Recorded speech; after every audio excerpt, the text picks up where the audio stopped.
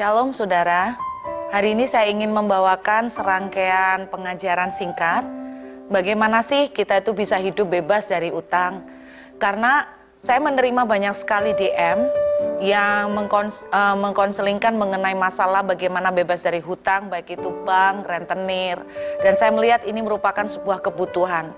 Saya mau mengambil satu ayat pertama dari firman Tuhan dalam Yesaya pasal 55. Dituliskan di ayat yang ketiga, "Sendengkanlah telingamu dan datanglah kepadaku, dengarkanlah aku, maka kamu akan hidup. Aku hendak mengikat perjanjian abadi dengan kamu, menurut kasih setia yang teguh yang kujanjikan kepada Daud." Kunci pertama, bagaimana kita itu bisa hidup bebas tanpa terikat oleh utang, adalah belajar mendengarkan Tuhan. Di Yesaya 55 dituliskan, "Dengarkanlah aku," di ayat yang kedua, "maka kamu akan memakan yang baik dan kamu akan menikmati sajian yang paling lezat." Dengan kata lain, kalau kita mendengarkan Tuhan, kita tidak akan sampai kekurangan. Kunci dari orang berhutang itu kan karena masalah kurang. Apa yang mereka butuhkan mereka nggak punya. Makanya mereka terpaksa jatuh di dalam berbagai macam hutang. Nah, kunci pertama untuk kita itu tidak terjerat dengan hutang adalah belajar mendengarkan Tuhan. Maksudnya seperti apa, saudara? Kalau saudara mau melakukan sebuah investasi atau bisnis, bahkan sebuah keputusan untuk mengambil pinjaman, maka Tuhan menyarankan begini, dengarkan aku. Saya ingin memberikan satu kesaksian sederhana. Satu kali ada seorang anak muda mendatangin saya dan dia menceritakan bagaimana dia terlibat hutang dalam jumlah yang cukup besar. Awal mulanya karena dia membuat satu usaha, yaitu membuat satu aplikasi. Nah, sejujurnya saya kurang mengerti ya saudara mengenai dunia medsos. Dan dia cerita bahwa ketika dia mulai menjalankan aplikasi ini, bulan-bulan pertama semua berjalan lancar. Tapi kemudian beberapa bulan setelah itu, menurut dia kena hack atau apapun istilahnya. Singkatnya, uang itu masuk dari internet itu masuk dalam berbagai macam tempat dan akhirnya dia nggak sanggup bayar. Dan kemudian karena nggak sanggup bayar, dia dikejar orang untuk mereka menuntut uangnya dikembalikan. Nah, dia datang menemuin saya dengan menangis dan dia tanya bagaimana cara saya bebas. Saya bertanya kepada dia, kenapa kamu sebelum melakukan ini, kamu mestinya tanya dulu sama Tuhan.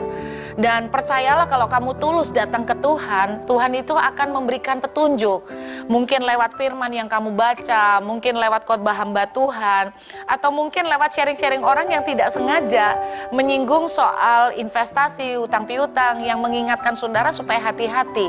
Intinya Tuhan punya banyak cara untuk bicara, tapi langkah pertama kita harus punya niat dulu. Apapun keputusan yang saudara mau ambil, libatkan Tuhan. Tanya kepada Tuhan, minta pimpinan Tuhan. Tuhan berbicaralah, apakah keputusan saya untuk melakukan ini boleh atau enggak. Nah, banyak orang mengambil keputusan dengan memakai standar ukuran damai sejahtera. Kalau damai, maka ini Tuhan. Saudara, damai sejahtera itu berhubungan dengan feeling ya, atau perasaan, dan itu sangat sensitif. Kenapa saya bilang sangat sensitif? Karena sangat subjektif, saudara. Nah, kalau kita suka, kalau kita butuh, kita ya ada damai. Kalau kita memang sangat menyukai dengan ide itu, pasti muncul damai. Jadi bahaya sekali memakai ukuran damai sejahtera. Dan kemudian ada orang juga memakai ukuran begini, kalau ini dari Tuhan, maka saya akan berhasil. Satu kali seseorang bicara bagaimana dia bisa terlibat utang, karena dia bilang begini, saya tuh minta tanda Bu, bahwa kalau memang ini jalan dari Tuhan, maka saya akan dilancarkan untuk pinjam hutang. Dan ternyata jalannya lancar. Dan saudara, ini pun bukan ukuran. Kenapa saya bilang begitu? Saudara, kalau perhatikan di Alkitab, semua yang dituntun oleh Tuhan tidak selalu lancar loh. Waktu Tuhan bicara kepada Yusuf bahwa aku akan membuat engkau menjadi pemimpin, saudara, apa yang terjadi pada hidup Yusuf? Dia langsung masuk sumur. Jadi bukan lancar prosesnya. Jadi sangat bahaya sekali kalau saudara menilai tanda lancar itu adalah dari Tuhan. Jadi jangan pakai ukuran damai sejahtera atau karena lancar. Tapi benar-benar tenangkan hati, tunggu sampai Tuhan bicara bila perlu, sampai Tuhan bicara melalui orang lain yang tidak mengenal kita.